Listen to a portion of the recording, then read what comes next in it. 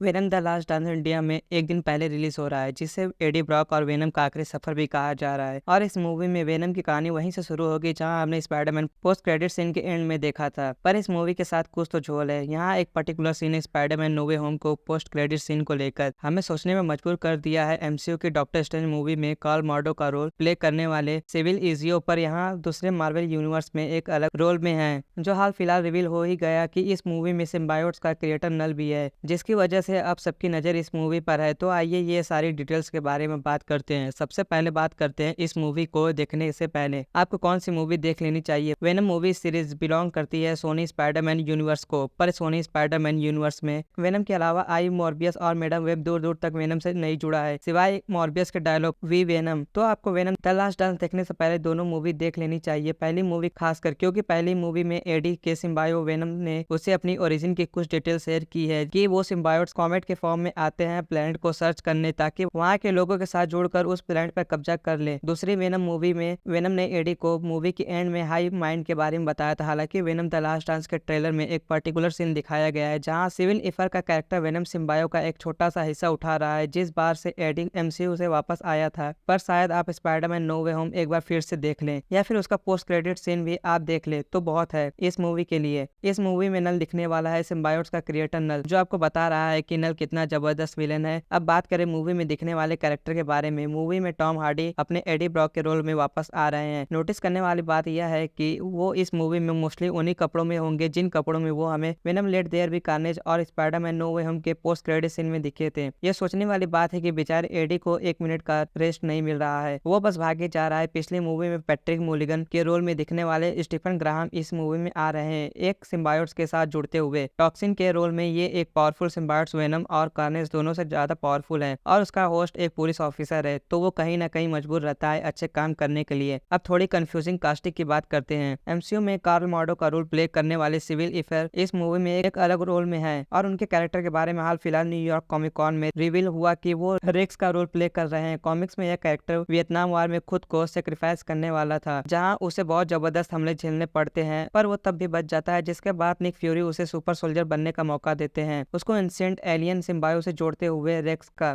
तब code name पड़ा टेरानोसोरस, और वो उसके कॉमरेड्स निकल गए वियतकंग मिलिट्री डिपो को, पर वो अपने सिम्बायोट से कंट्रोल खो देते हैं, जिसके बाद उनके सिम्बायोट्स उन्हें बेहोश करके कई सारे बुरे काम कराता था। इस स्टोरी का नाम है वेब ऑफ वेनम। तो जूनो टेम्पल इस मूवी में रोल प्ले कर रहे हैं डॉक्टर पेन का। अब इस कैरेक्टर को लेकर कुछ मिस्ट्री बनी हुई है। कुछ फैंस का मानना है कि डॉक्टर पेन की कैरेक्टर इंस्पायर्ड है 30 इल पर इन लोगों पर एक्सपेरिमेंट करता था। उसने बिना वेनम वाले एडी पर भी एक्सपेरिमेंट किया था, जिसके बाद वेनम और एडी मिलकर बदला लेते हैं। पैगी लू वापस आ रही है अपने मिसेस चन के रोल में, सोनी स्पाइडरमैन यूनिवर्स की सबसे बैड कैरेक्टर जिसे किसी से डर नहीं लगता, और इसका प्रूफ हम Spiderman across the spider verse में देख चुके हैं। मूवी में ऑटो हाई टावर यानी रेस फॉन्स भी है, जो कि एंड्रयू गारफील्ड की स्पाइडरमैन मूवी में लिजर्ड का रोल प्ले कर चुके हैं, जिनमें हम स्पाइडरमैन नो वे होम में भी मिले थे। इनके कैरेक्टर को लेकर थोड़ी सीक्रेसी बनी है। इस मूवी में मल्टीपल मिस्ट्रीज है जिनके बारे में हर फैन जानना चाहते हैं। रेस फॉन्स के साथ साथ मूवी में कुछ छुपे रोल में और भी कैरेक्टर्स हैं, जैसे एलाना यू बैंक और क्लार्क बैंको, और मूवी में नल भी है जिसका रोल प्ले कर रहा है, ये अभी कंफर्म नहीं हुआ। अब आते हैं मूवी के डायरेक्टर और राइटर पर। इंटरेस्टिंग बात है कि मूवी को डायरेक्ट कर रही केली मार्शल, जिन्होंने पिछली 2 वेनम मूवी लिखी है, पर इस बार टॉम हार्डी ने मूवी को राइट किया है। पर दूसरी मूवी कार्नेज के कैरेक्टर को उतना खतरनाक नहीं दिखा पाई जितना खतरनाक कार्नेज है। हालांकि फैंस हर डिमांड करते हैं कि वेनम मूवी आर रेटेड होनी चाहिए, पर ये मूवी हर बार पीछे निकलती है। अब बात करते हैं मूवी के टॉम हार्डी की लास्ट मूवी होने के बारे में। अब पता नहीं मूवी में क्या होगा। द लास्ट डांस वो लाइन है जो कि वेनम एडी से बोलता है king and black story line में, जहां जब वेनम नल के सामने जाने वाला था तब वो एडी से कहता है लास्ट डांस पार्टनर, जिसके बाद नल एडी को वेनम से अलग कर देता है और एडी मर जाता है। अब इस बात का पूरा सेंस बनता है कि इस मूवी को द लास्ट डांस क्यों कहा जा रहा है, पर king and black story line में ही एडी मर के वापस आता है। अभी एडी ब्रॉक का रोल प्ले करने वाले टॉम हार्डी बार बार अपने रोल को आखिरी रोल बता रहे हैं, लेकिन उन्होंने विश रखी है कि टॉम हॉलैंड के स्पाइडरमैन के साथ उनका वेनम दिखे, पर अगर ये उनका लास्ट रोल है तो फिर विश किस बात की। इन सब के ऊपर बात करें इस मूवी में नल दिख रहे की, तो नल का बहुत छोटा सा अपीयरेंस है इस मूवी में, और मूवी को डायरेक्ट करने वाली केली मार्शल ने कहा है कि उनके हिसाब से नल को एक से ज्यादा मूवी में दिखाया जाएगा, तभी उसके कैरेक्टर के साथ जस्टिस हो सकता है। अब बात करें मूवी की रिलीज की। पहले ये मूवी इंडिया में 25 अक्टूबर को रिलीज होने वाली थी, पर अब 24 को होगी। मूवी को लेकर यह कंफर्म हो चुका है कि मूवी में 2 पोस्ट क्रेडिट सीन होंगे, मोस्ट प्रोबेबली एक मिड क्रेडिट सीन। मूवी का रन टाइम सामने आ चुका है 1 घंटा 50 मिनट, जो कि वेनम लेट देयर कार्नेज गाने से तो ज्यादा ही है, जो कि 1 घंटा 37 मिनट की मूवी थी।